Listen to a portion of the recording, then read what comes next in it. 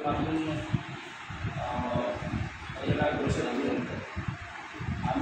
एका मोठ्या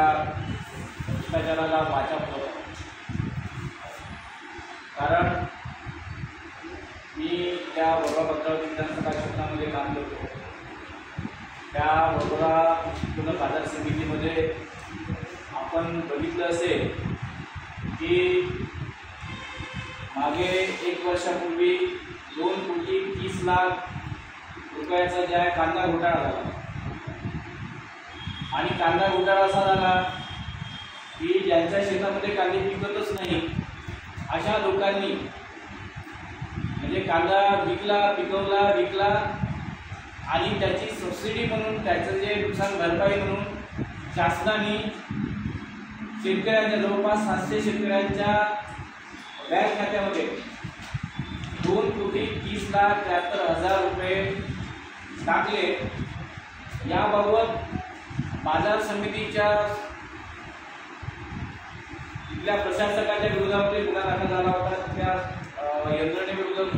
परंतु इथले जे सचिव आहे चंद्रसेन शिंदे यांच्यावर गुन्हा दाखल झाल्यानंतर सुद्धा ते हायकोर्टामध्ये गेले, आणि हायकोर्टातून जे आहे ते जोपर्यंत याची पूर्ण चौकशी होत नाही, गुन्हा सिद्ध होत नाही, त्याची दाखल होत नाही, तोपर्यंत याला म्हणजे कामावर ठेवा अशा प्रकारचा आदेश उच्च न्यायालयाचा झाल्यामुळं ते त्या गुन्हा झाल्यानंतरही त्यांच्यावर आरोपपत्र दाखल व्हायच्या अगोदर त्यांना तिथे रुजू करण्यात आलं सचिव म्हणून, आणि परत त्यांच्या कार्यकाळात आता 46 लाख रुपयाचा 46 लाखपेक्षा जास्त रुपयाचा ज्या तारण घोटाळा झाला। आता तारण घोटाळा म्हणजे काय, तर शेतकऱ्यांचे जे पिकं जे आहेत, जसं कापूस असेल, सोयाबीन असेल, चना असेल, तुरी असेल, जवस असेल, तर हे जे आहे त्या बाजार समितीच्या गोडाऊनमधून ठेवायचे तारण म्हणून, आणि त्या मोबदल्यामध्ये पैसे घ्यायचे, आणि जसे भाव चढले तर मग त्याच्यानंतर ते पैसे जे आहे काटून भाव वाढल्यानंतर मग ते कर्ज द्यायचं बाजार समितीचं, त्याच्यानंतर व्याज द्यायचं, आणि बाकीचे पैसे शेतकऱ्यांना परत मिळाले, अशी एक प्रक्रिया आहे। परंतु उत्पन्न बाजार समितीचे जे गोडाऊन आहे त्याच्यामध्ये संभावित जे शेतकऱ्यांचे जे आहे, जे ज्याच्यामध्ये नाव आले शेतकऱ्यांचे, त्यांचे कुठलेही अनाज, त्यांचे अन्नधान्य कुठेही त्या तारण म्हणून ठेवण्यात आले नाही, आणि परस्पर 46 लाखापेक्षा जास्त रुपयाचे जे रक्कम जे आहे शेतकऱ्यांच्या बँक खात्यामध्ये वर्ग करण्यात आली, आणि ते पैसे जे आहे संबंधित संचालक मंडळ आणि इथले जे सचिव, बाजार समितीचे सचिव यांच्या माध्यमातून जे आहे परस्पर वाटण्यात आले। म्हणजे एकीकडे कांदा घोटाळा झाला, दुसरीकडे तारण घोटाळा झाला, आणि या सर्व प्रकरणामध्ये शेतकरी जे आहे, शेतकरी त्याची जी आहे त्याची अवस्था खूप वाईट झालेली आहे, कारण कांदा घोटाळ्यामध्ये जवळपास 700 शेतकऱ्यांचे जे बँक खाते जे आहे ते सीज करण्यात आले। ते बँक खाते सीज करण्यात आले, त्याच्यामुळं त्यांना चालू जे आर्थिक सीझनमध्ये, चालू जे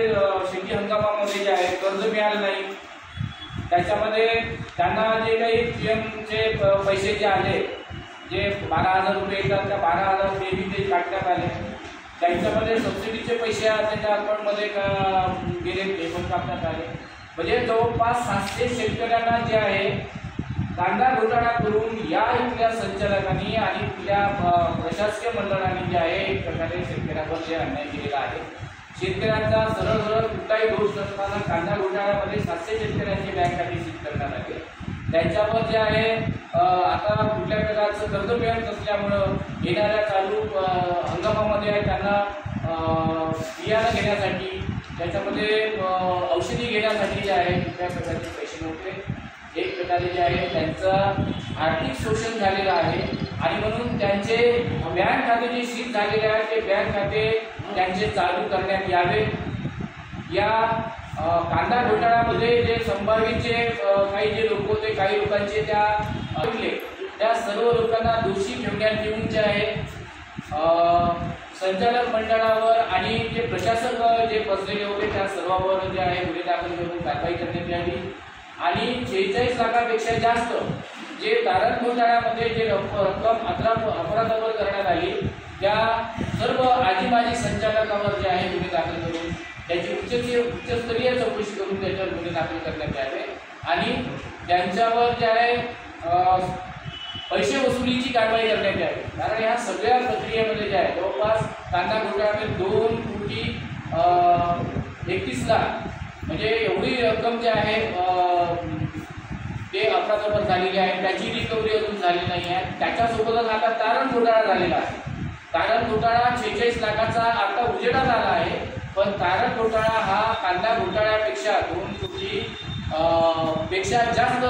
तारण घोटाळा असू शकते। कारण तारण घोटाळा हा सन 2021-22, 2022-23 आणि 2023-24 या 3 चालू हंगामातील हा घोटाळा आहे आणि त्याच्यामुळं हा तारण घोटाळा सुद्धा मोठा असू शकते। त्याच्यामध्ये जे संचालक मंडळ आहे, माजी संचालक मंडळ आहे 2021-22 मध्ये जे संचालक मंडळ कार्य करत होतं बाजार समितीमध्ये आणि आता जे संचालक मंडळ जे कार्यरत आहे हे दोन्ही संचालक मंडळाचे जे संचालक जे आहे दोषी आहे आणि म्हणून ते एकमेकांच्या विरोधामध्ये कुठलाही जे आहे निर्णय घेण्यास तयार नाही आहे। केवळ तिथला एक जो पर्यवेक्षक जो आहे गारगाटे म्हणून जो पर्यवेक्षक आहे फक्त त्याचं निलंबन करण्यात आलं, पण ज्या ती संचालक मंडळ सुद्धा दोषी आहे त्याच्यामध्ये त्यांचे हात जे ओले झालेले आहे, त्यांनी भ्रष्टाचार केलेला आहे। तर भ्रष्टाचार करणाऱ्यांनीच समजा जर चौकशी लावली तर भ्रष्टाचार कुठे उघड होणार आहे आणि म्हणून आमचं असं म्हणणं आहे की याची उच्चस्तरीय जे आहे जिल्हा उपनिबंधक यांच्या माध्यमातून चौकशी व्हावी